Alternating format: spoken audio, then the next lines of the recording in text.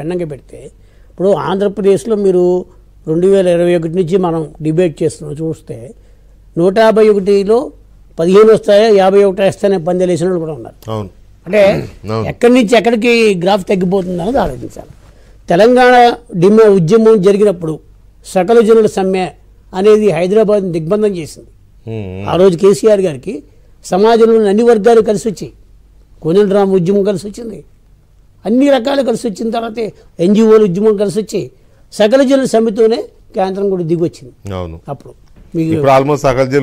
అక్కడ కూడా అక్కడ సజ్జనులు జనరల్ మనం చాలాసార్లు చెప్పుకున్నప్పుడు నేను 2-3 సార్లు చెప్పా, జగన్మోహన్ రెడ్డి గారి ప్రభుత్వంలో ఆ నాయకత్వంలో రెడ్డి నాశనం అయిపోయారని చెప్పా. మొన్న చంద్రబాబు గారు కూడా అది చెప్పారు.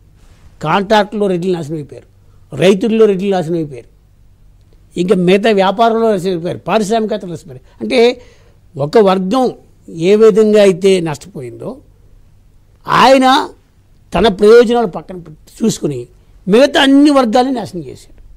2019లో ప్రతి ఎమ్మెల్యేకి ఆయన 20-30 కోట్లు ఇచ్చి ఇప్పుడు వెనక్కి తీసుకుంటున్న డబ్బులు.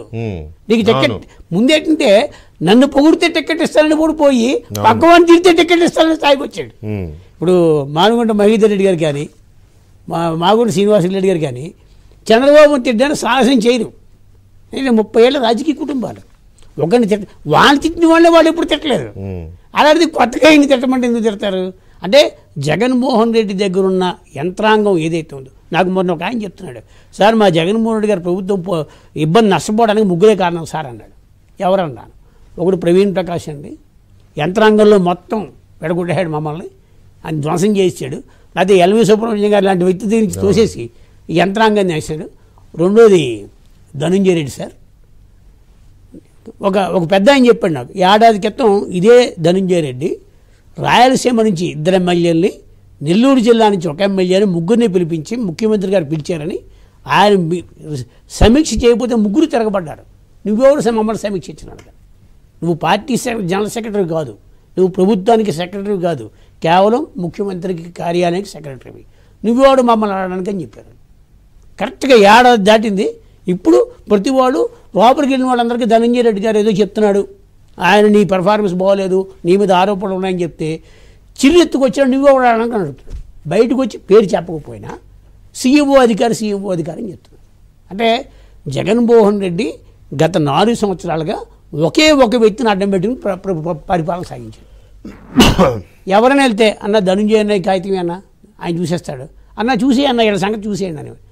ఒక్క ప్రాజెక్టు ఒక్క జిల్లాలో ఈ ముఖ్యమంత్రి శాంక్షన్ చేసింది ఎక్కడా లేదు. అవును, ఏ ఎమ్మెల్యే కాగితాలు పట్టుకెళ్తే టన్నులు పెరిగిపోయి తప్ప ఎవరికి ఒక కాగితం ఒక నిధులు లేవు, నీళ్లు లేవు, నియామకాలు లేవు అని అది అన్ని చోట్ల జరిగాయి. ఒక ప్రాజెక్ట్ లేదు, ఇరిగేషన్ ప్రాజెక్ట్ అక్కడ లేదు, వాళ్ళు అడిగిన అపాయింట్మెంట్లు అక్కడ లేవు. అంటే జగన్మోహన్ రెడ్డి పరిపాలన ఎలా ఉండకూడదో చూపించాడు. మనం చాలా కాలం పరిపాలన ఎలా ఉండాలో చూసాం.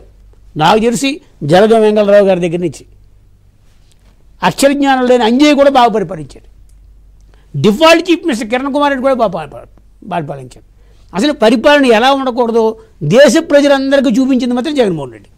ఖచ్చితంగా ఇదే ఉదాహరణ రేపు పొద్దున షర్మిల అన్ని రాష్ట్రాలకు వెళ్ళి మీకు పరిపాలన ఎలా ఉండకూడదంటే మా అన్నం చూడని చెప్పచ్చు. అంటే ఆ స్థాయికి తీసుకొచ్చారు.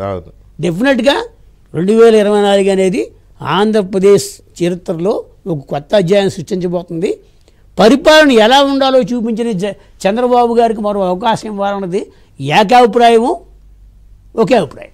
లేటెస్ట్ ట్రెండ్ ట్రెండ్ నాకు తెలిసి ఈ మధ్యకాలంలో కొంతమంది కలెక్టర్లకి ఒక ముఖ్యమైన అధికారి ఏం చెప్పాడంటే మనకి 127 వస్తున్నాయని చెప్పాడు.